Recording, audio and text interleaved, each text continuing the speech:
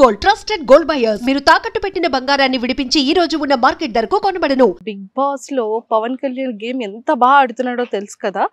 So 15 days అగ్ని పరీక్షలో win అయ్యి బిగ్ బాస్ రియాలిటీ షోలో కూడా వచ్చేసాడు. ఆల్మోస్ట్ 2 weeks కంప్లీట్ అయిపోయి 3rd week కి కూడా వచ్చేసి. సో మరి అసలు వాళ్ళ ఫ్యామిలీ ఎలా ఉంటుంది అండ్ ఆర్మీ నుంచి లీవ్ ఎన్ని డేస్ అసలు ఇచ్చారు అండ్ అంత చిన్న ఏజ్ లో ఆర్మీకి వాళ్ళ డాడీ ఇష్ట ప్రకారంగా పంపించారని మన ఇంటర్వ్యూలో చెప్పాడు కాబట్టి.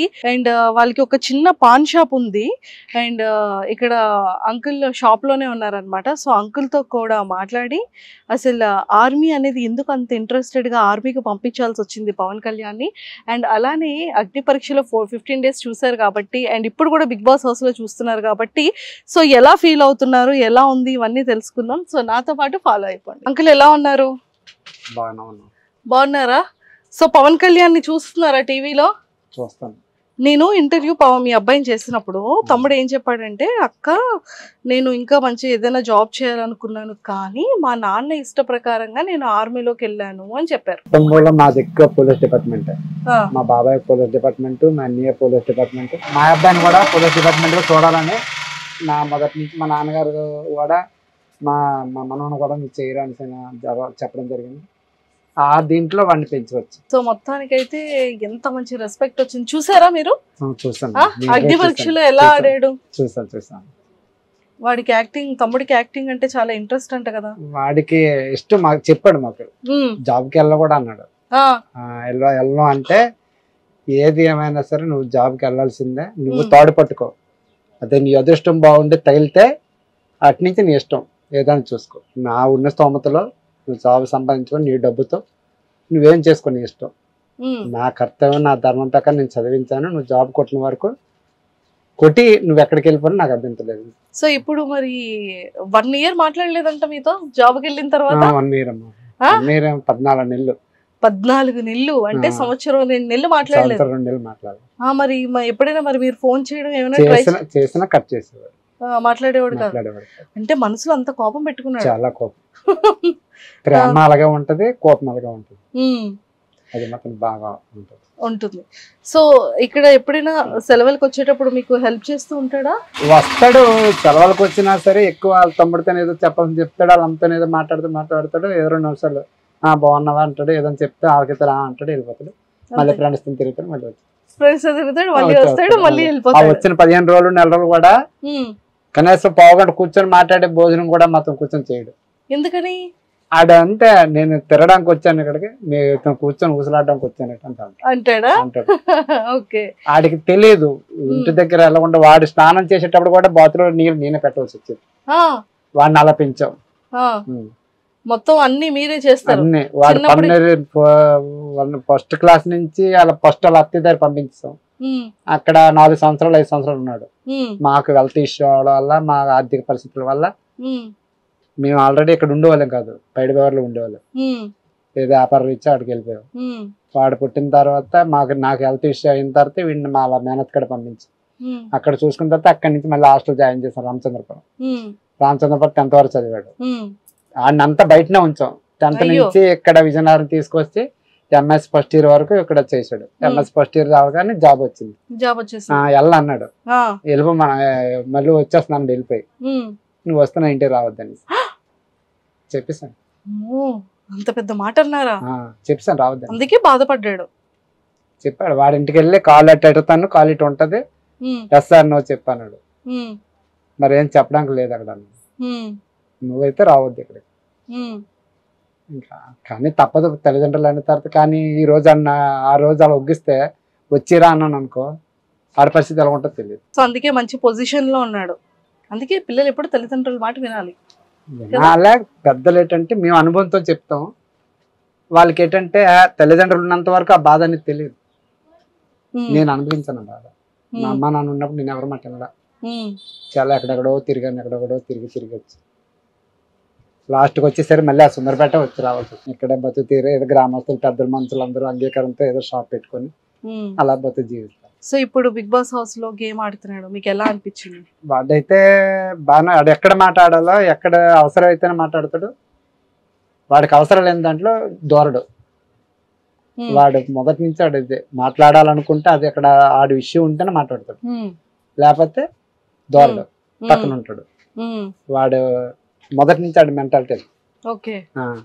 ఎవరని ఏమన్నా చెప్పితే ఏ విషయం చెప్పాడు అనుకో ముందు రియాక్షన్ అయిపోతాడు, అంటే ముందు నమ్మేస్తాడు. ఆ నమ్మడమే ఈ రోజు వాడికి ఆ బాధ కలిగింది. నమ్మడమే, ప్రతి వ్యక్తిని నమ్మేస్తాడు, ముందు నమ్మేస్తాడు. నమ్మేసిన తర్వాత వాళ్ళ గురించి తెలుసుకున్నా ఉపయోగం ఉండదు, సై జారిపోతుంది, అంతా. ఇప్పుడు కూడా గేమ్ ఆడుతాండే కానీ కాస్త ఎక్కడో నాకు చిన్న భయం వేస్తుంది. వాళ్ళు ఏదో చెప్పేదాన్ని నమ్ముతాండా, లేకపోతే బిగ్ బాస్ ఇచ్చిన టాస్క్ ఆడుతాండా. కొందరు వీడికి కొన్ని ఏదైనా ఆశ చూపెట్టాడు అనుకోండి, వీడు కొద్దిగా పొంగిపోతాడు. వీడికి యాక్టింగ్ అంటే ఇష్టం. 100లో ఏమన్నా వీడిని కొద్దిగా పొంగించి నీకు అది బయటకు వచ్చాక అది ఇస్తాం ఇది ఇస్తామని ఏమన్నా అని వీడు అన్ని కానీ కూల్ అవుతాండా, లేదా ఏంటి బిగ్ బాస్ ఇచ్చిన యాక్టింగ్ ప్రకారంగా ఆడు చేస్తాండా ఏంటి అర్థం అవ్వలేదు నాకు. అక్కడ కొంత కన్ఫ్యూజ్ ఉంది. లేదు ఇప్పుడు బానే ఆడుతున్నాడు, చక్కగా కనిపిస్తున్నాడు టీవీలో కూడా. మీరు ఆ గంటన్నర ఎపిసోడ్ కాకుండా మళ్ళీ మనకి ఆన్లైన్ లో 24/7 వస్తుంది. వాళ్ళు ఉదయం లేచినప్పటి నుండి పడుకొని మళ్ళీ లేచేంత వరకు కంటిన్యూ వస్తూనే ఉంటది. సో అందులో అయితే మాత్రం అందరికి చక్కగా కనిపిస్తున్నాడు, టెన్షన్ పడాల్సిన పని లేదు. ఏమి అంత తెలివి తక్కువగా అంత చిన్న పిల్లడిగా ఏం లేడు, మీరు కంగారు పడకండి. అంతే వాళ్ళు పెద్ద సెలబ్రిటీలు, అది మనం ఏదో సాధారణ కుటుంబం నుంచి ఏదో ఒక పల్లెటూరు నుంచి ఏదో మా బతుకు తీరు కోసం మేము ఇదైనా అది ఎందుకు భగవంతుడు ఇచ్చాడు అవకాశాన్ని. వాడికంటే ఫుల్ పిచ్చి యాక్టింగ్ అంటే, చాలా పిచ్చి. హాస్టల్లో ఉన్నప్పుడు కూడా ఎక్కువ ఇంట్రెస్ట్ స్టేజ్ల మీద అక్కడ ప్రోగ్రామ్స్ వేస్తే యాక్టింగ్ వేసాడు. వాడికి అవార్డు కూడా ఇచ్చారు అక్కడ. అబ్బో ఎక్సలెంట్, సూపర్ సూపర్. రామచంద్రపల్లిలో ఆ సారు వీడంటే ఆ సార్లు అందరూ పొంగిపోతారు, అంత దీని ఉంటుంది. సో చక్కగా కనిపిస్తున్నాడు, చక్కగా ఆడుతున్నాడు. సో మీరైతే హ్యాపీ కదా? హ్యాపీ అమ్మ, నాకైతే హ్యాపీ. ఏ హ్యాపీ అయినా వాడు దాని కొద్ది భగవంతుడు ఎంతవరకు తీసుకెళ్తాడో వాడిది వాడే, నాదే. ఇప్పుడు నేను డ్రైవర్, యాక్చువల్ అయితే నేను డ్రైవర్ని.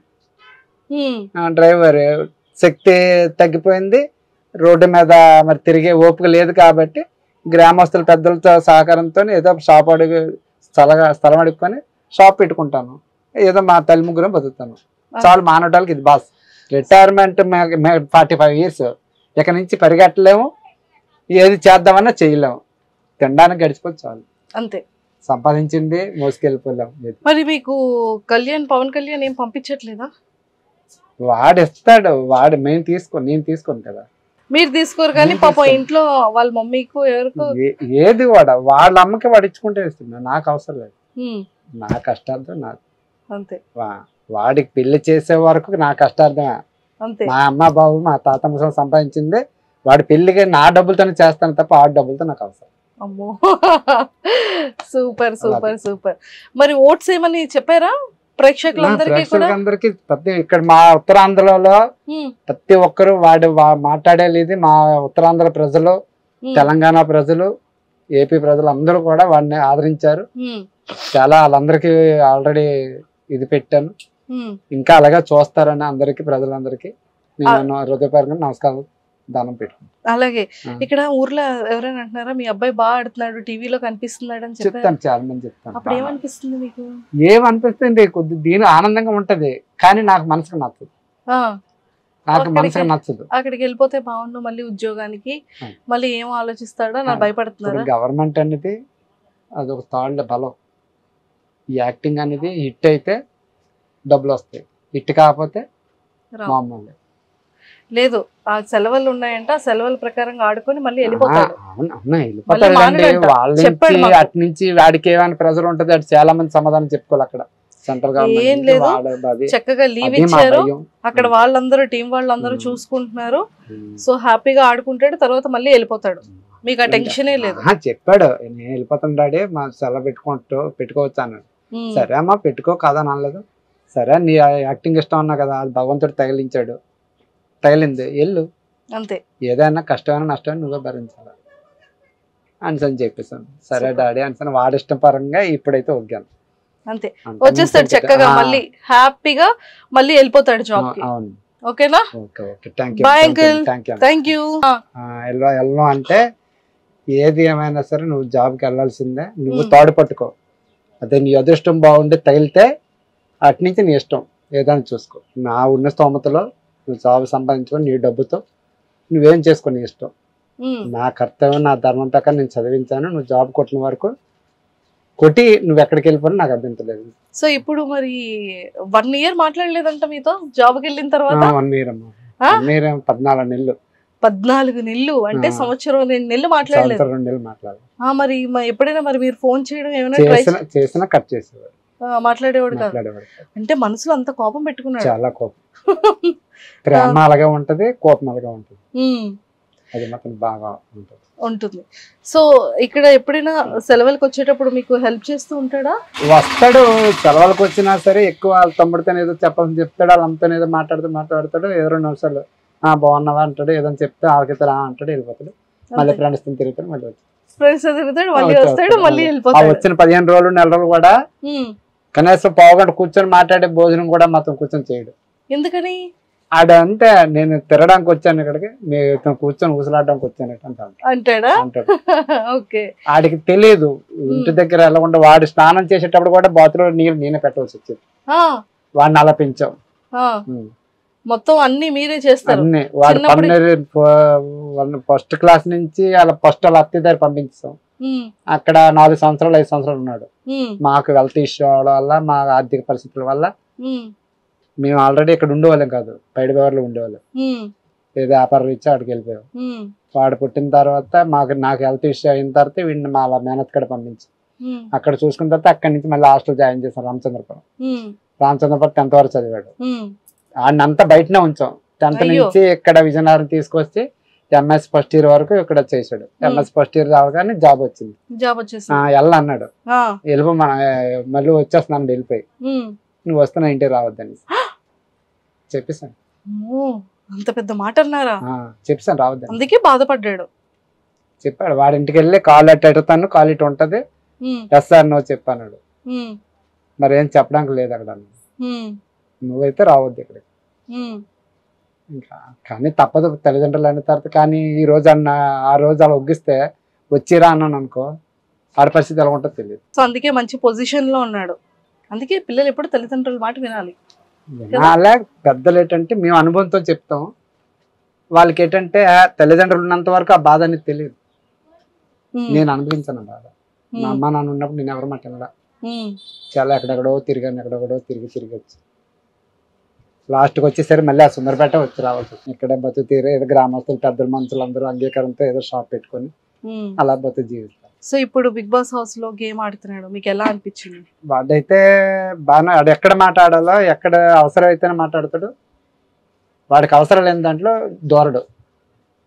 వాడు మొదటి నుంచి ఆడైతే మాట్లాడాలనుకుంటే అది అక్కడ ఆడి విషయం ఉంటేనే మాట్లాడతాడు, లేకపోతే దూరడు, పక్కన ఉంటాడు. వాడు మొదటి నుంచి ఆడి మెంటాలిటీ. ఎవరని ఏమన్నా చెప్పితే ఏ విషయం చెప్పాడు అనుకో ముందు రియాక్షన్ అయిపోతాడు, అంటే ముందు నమ్మేస్తాడు. ఆ నమ్మడమే ఈ రోజు వాడికి ఆ బాధ కలిగింది. నమ్మడమే, ప్రతి వ్యక్తిని నమ్మేస్తాడు, ముందు నమ్మేస్తాడు. నమ్మేసిన తర్వాత వాళ్ళ గురించి తెలుసుకున్నా ఉపయోగం ఉండదు, సై జారిపోతుంది అంతా. ఇప్పుడు కూడా గేమ్ ఆడుతాండే కానీ కాస్త ఎక్కడో నాకు చిన్న భయం వేస్తుంది. వాళ్ళు ఏదో చెప్పేదాన్ని నమ్ముతాండా, లేకపోతే బిగ్ బాస్ ఇచ్చిన టాస్క్ ఆడుతాండా. కొందరు వీడికి కొన్ని ఏదైనా ఆశ చూపెట్టాడు అనుకోండి, వీడు కొద్దిగా పొంగిపోతాడు. వీడికి యాక్టింగ్ అంటే ఇష్టం.